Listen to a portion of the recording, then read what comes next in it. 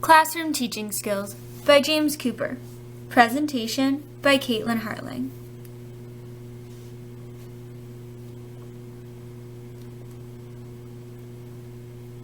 Overview. In this book, there are 10 chapters. I will be discussing the main points of each.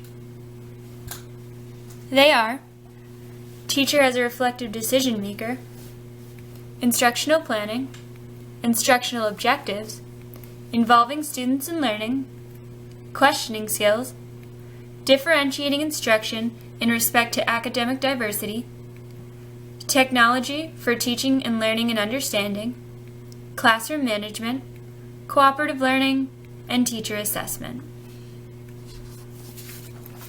Chapter 1. Teacher as a Reflective Decision Maker. What defines a teacher? Teachers are required to be competent in a number of areas, including, but not limited to, the growth of humans, particularly the developmental capacity of children, the subject or subjects they teach, and teaching skills, such as reflective decision-making. As a part of their professional practice, they are responsible for preparation each day, providing a comfortable yet controlled environment, and child instruction. They must constantly be making reflective decisions by asking questions such as, "What must my students know?" or "How will I know when they know it?" Teacher skills are often acquired through practice, experience, and reflection per lesson, day, and year. Chapter 2. Instructional Planning. Students in an education class about lesson planning were asked to draw a concept map listing the factors that go into a lesson plan. Students did this both at the beginning and end of the semester and realized at the end how many aspects to lesson planning they had originally overlooked. Many arguments, both for and against a certain style of lesson planning, are based on myths. Two of these are, "A little bit goes a long way," or "Plans were meant to be broken." In reality, a little bit of planning at the beginning of a lesson goes a long way to set up for the rest of the lesson. And plans aren't meant to be broken, but bent or tailored for the needs of your students. Then again, lesson planning is going to look a lot different for a novice teacher versus an experienced teacher. The author of the book likens a lesson plan to a drama, with a script, a setting, a lot of improvisation, and a strong beginning and end.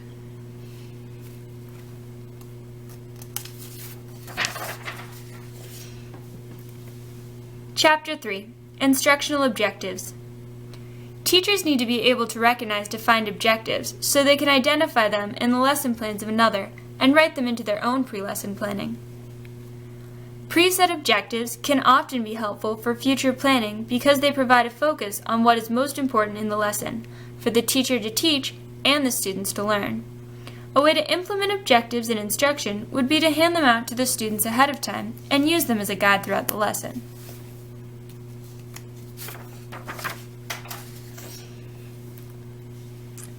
Chapter 4. Involving Students in Learning. A good way to get students excited about learning is with a planned beginning. It works as a way to focus and motivate students while explaining your expectations for the lesson or day. Planned discussion can also be a helpful way to involve students in a lesson. Planned discussion is when the teacher asks specific questions that allow room for discussion, both on the topic directly and somewhat off the topic. It allows students to reflect on the lesson and share their own point of view. A planned ending helps to provide a clear ending to a lesson.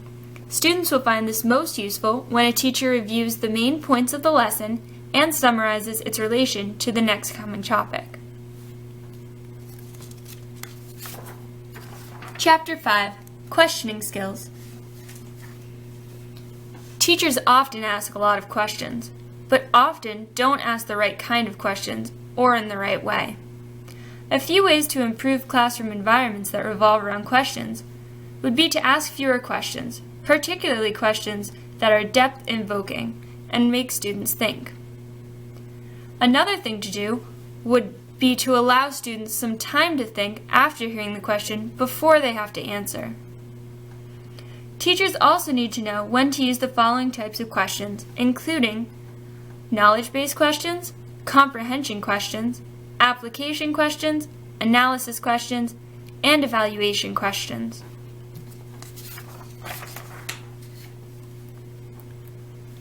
Chapter 6. Differentiating instruction in respect to academic diversity. Teachers need to be able to make informed individual decisions about differentiated instructions. Some students are advanced in some areas, while others are a bit behind. It is the teacher's job to teach each child where they are at, to the best of her own ability. This is necessary because students only learn when work is a little bit too hard for them.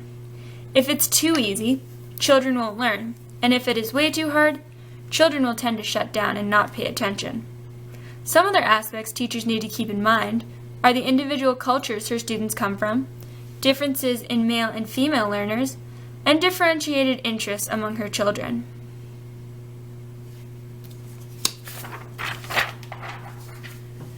Chapter 7.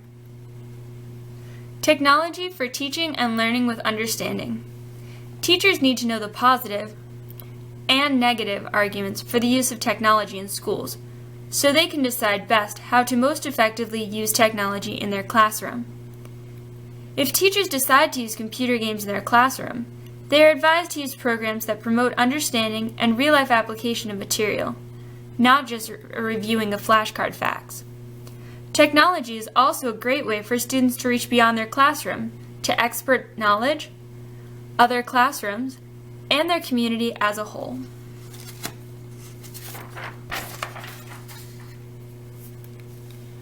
Chapter 8. Classroom Management. There are 4 steps for teachers to know in this process of classroom management. First, teachers need to know how to specify desirable classroom conditions. In addition to that, they need to be able to analyze classroom conditions that already exist and therefore develop strategies to make the desired classroom setting into a reality. Lastly, teachers need to assess the effectiveness of their methods to promote a positive change. A smaller aspect of this would be behavior modification that can be brought about through rewards and consequences. Chapter 9. Cooperative Learning. Teachers are encouraged to use cooperative learning strategies to help kids advance as both teachers and learners. Cooperative learning requires exercises where children are put into groups with specific tasks being given to each child. The children, as they perform their tasks, can promote comprehension throughout the entire group. Although group work can be cooperative learning is not the same thing as group work. Group work just requires kids to accomplish a task as a group. It doesn't necessarily promote communal learning because 1 or 2 of the students may end up carrying all of the weight. Chapter 10. Assessment. Teachers are encouraged to know how to properly assess their class and use their assessment tools to improve lessons in the future. There is a 4-stage process for this.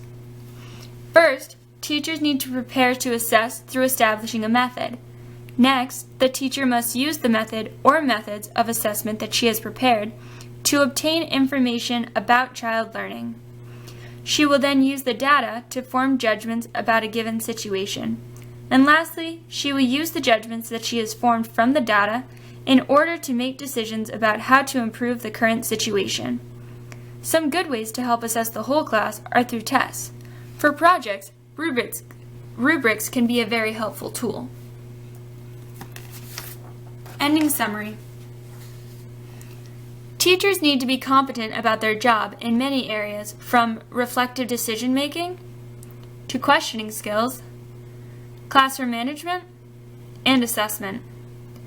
They need to know how to get students involved in learning by using the right methods at the right time, such as cooperative learning, technology, and differentiating instruction in respect to academic diversity. They need to be able to look beyond the surface of their classroom and figure out not only how to keep all of the kids on track as a group, but also individually. She also needs to know what works best for her, especially when it comes to things like lesson planning and determining objectives.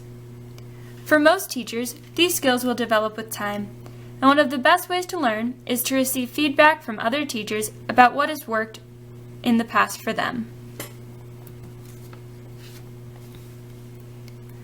This is my Works Cited page. I used clip art for all the pictures, and I used the book Classroom Teaching Skills by James M. Cooper.